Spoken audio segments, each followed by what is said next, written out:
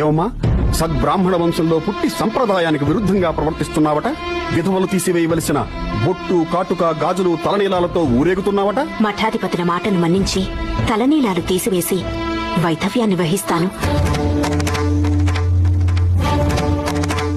కాని నా తలపై వెంట్రుకలు మొలవకుండా స్వామివారు చేయగలరా? ఏమిటా తలతిక్క వాగుడు? కైంకర్యం స్వామి స్వామి కృష్ణయార్య.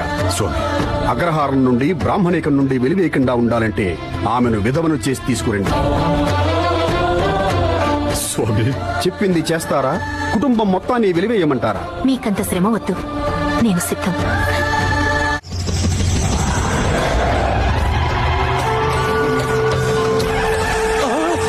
అమ్మా, గంగాళమ్మ